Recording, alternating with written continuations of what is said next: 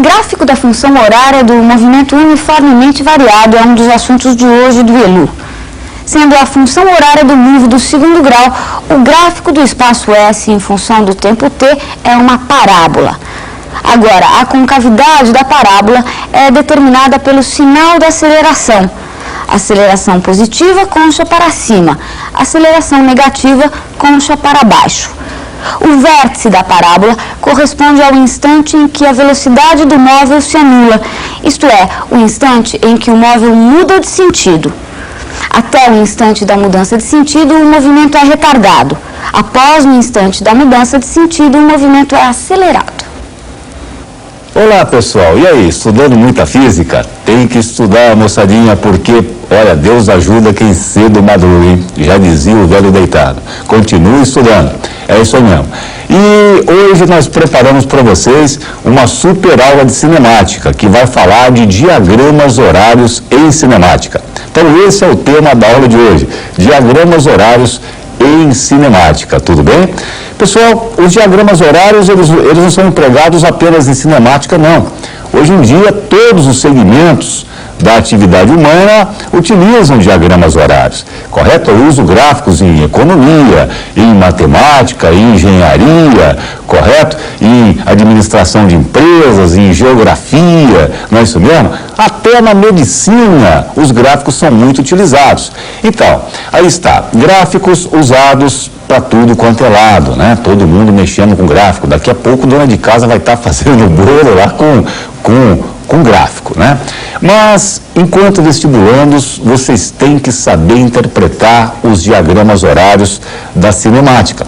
Esses diagramas, pessoal, eles nos trazem uma quantidade muito grande de informações. Feliz do aluno que sabe ler essas informações. Dele será o reino das faculdades. É isso mesmo. Mas o que eu devo saber de mais importante? Então vamos ao vídeo colocando para você, tá, passo a passo, as principais propriedades dos diagramas horários em cinemática. Então vamos lá. Gráfico espaço, função do tempo. Olha aí, pessoal. Espaço-tempo, um gráfico simples, né, com esse formato. Se eu calculo a tangente de alfa, o que eu vou obter? Ora, nada menos que o quociente ΔS, né, variação de espaço, por ΔT, intervalo de tempo. Não é isso mesmo? Ora, ΔS sobre ΔT determina o quê? A velocidade escalar. Então, veja bem, no gráfico espaço-tempo, a declividade do gráfico dá uma informação da velocidade escalar. Moçadinha, quanto mais inclinado é o gráfico, né, eu poderia dizer, maior será o ângulo alfa, portanto, maior será a velocidade escalar. Então, essa é uma propriedade que vale a pena você saber. Agora, passemos ao gráfico velocidade função do tempo. É o gráfico que mais cai no vestibular. E o que esse gráfico tem como propriedade? Vamos lá no vídeo para você. Olha lá, pessoal. Velocidade função de tempo. Se eu calculo a declividade do gráfico, ou seja, a tangente desse ângulo alfa, o que eu vou obter? A aceleração escalar, o gama. Não é isso mesmo? Por que isso? Ora, porque a tangente de alfa, aqui nesse caso simplificado, seria ΔV sobre ΔT, variação da velocidade pelo intervalo de tempo. Isso dá o quê? Dá o gama, correto? Então, nesse caso, a declividade fornece-nos a aceleração escalar.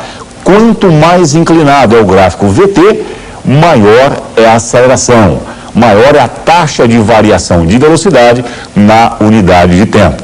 Mas o gráfico velocidade e tempo, pessoal, ele tem outra propriedade super importante. Se você for para o exame sem saber, meu filho, eu vou te puxar a orelha. Tem que saber direitinho. É a propriedade referente à área. Veja bem, olha lá. No gráfico velocidade versus tempo, a área compreendida entre o gráfico e o eixo dos tempos informa o que para nós? A variação de espaço ou deslocamento escalar. Se você manipular essa propriedade com sabedoria, você poderá saber, eventualmente, a distância percorrida pelo móvel, correto? Só lembrar, no gráfico velocidade-tempo, veja bem as personagens. Velocidade versus tempo, a área compreendida entre gráfico e eixo dos tempos, essa área que está pintada de azul bonita para você ver aí, né? Ela fornece o quê? O deslocamento escalar ΔS. Memorizou? Isso é muito importante. E temos também o gráfico aceleração, função do tempo. Não é o que mais cai, não. É o que menos cai. Mas ele tem uma propriedadezinha que vale a pena você saber também. Então, vamos à propriedade no gráfico gama versus tempo. Olha lá no vídeo para você, pessoal. Gráfico gama-t, não é? Tá aí a setinha, a perereca, né? O que a área de baixa do gráfico traduz? A área compreendida entre gráfico e eixo dos tempos traduz a variação da velocidade escalar.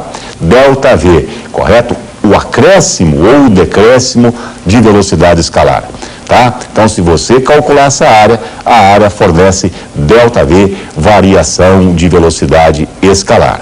Tudo bem? Agora, eu estou falando de área daqui, área dali. Você lembra como é que se calculam as principais áreas? Gente, as áreas que mais aparecem na cinemática, nesse capítulo de gráfico, são 3. Retângulo, triângulo e trapézio. Vamos relembrar essas áreas? Como é que eu calculo a área de um retângulo? Base vezes altura. Simplesinho. Triângulo. Base vezes altura dividido por 2. E trapézio, lembra como é que faz?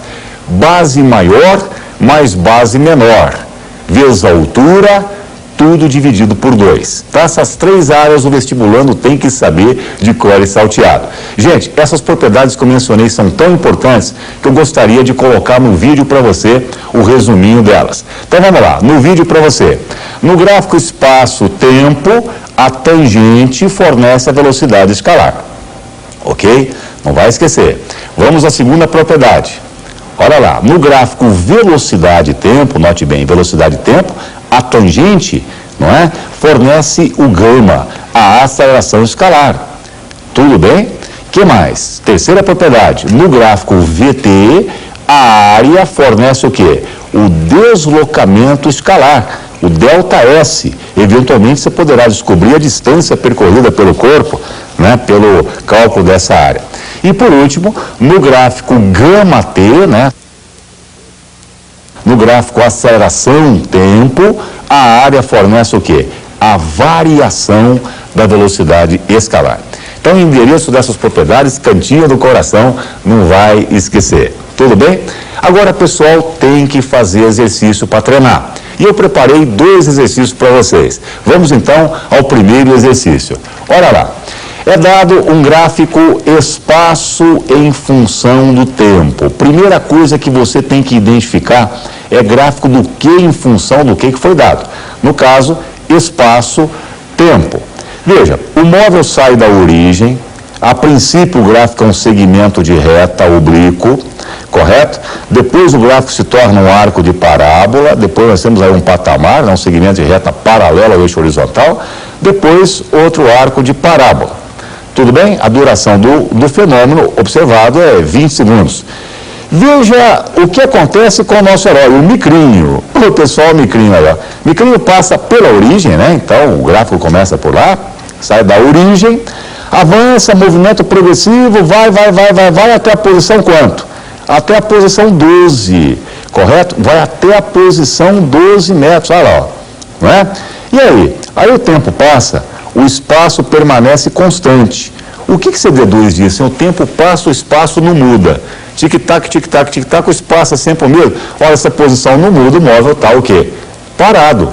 Correto? O móvel parou. Então o micrinho fica parado um certo tempo. Está lá na figura para você ver. Ele para e finalmente ele recua, ele retrocede na trajetória conforme mostra o gráfico.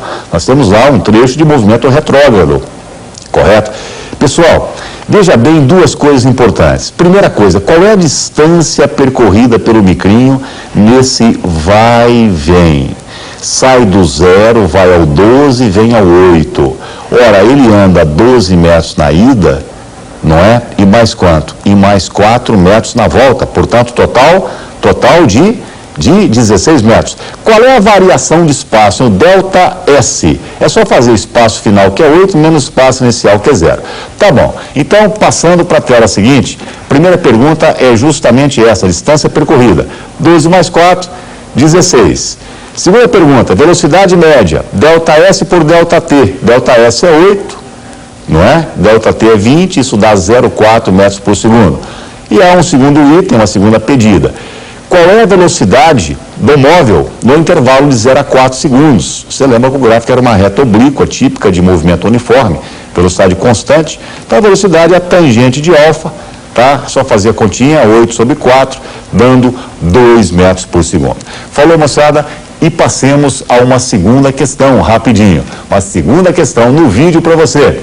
Olha lá, é dado um gráfico velocidade e tempo, o carrinho parte do repouso, acelera, né? Primeira etapa, depois freia, até parar, no instante 30. E é dado que nesse intervalo de tempo o móvel percorre 600 metros. Então ele acelera, atinge uma velocidade máxima, depois freia na etapa número 2. Tudo bem? Pois a pergunta primeira é justamente essa: qual é a velocidade máxima atingida pelo carro? Pessoal, é só lembrar a propriedade da área. Calcula-se a área, sabe-se o ΔS. E pelo ΔS, pela área, eu tiro o V máximo. Então vamos ao cálculo para você. Olha lá. A área na figura, gráfico velocidade e tempo, fornece o ΔS. A área é a base, que é 30, vezes a altura, que é V máximo, sobre 2, é triângulo, né? Isso igual a 600. Efetuando, vai dar um V máximo de 40 metros por segundo ou 144 km por hora. Outra coisa que eu peço é a aceleração na primeira etapa, gama 1, tangente de alfa, né? Tá? Tangente de alfa, 40 sobre 10 a 4 metros por segundo ao quadrado. E a aceleração na segunda fase, gama 2. Então é a tangente de beta com sinal negativo, né? Porque o movimento é progressivo, retardado.